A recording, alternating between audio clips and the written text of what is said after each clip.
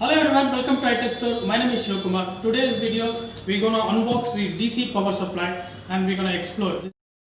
iTouch at your fingertips.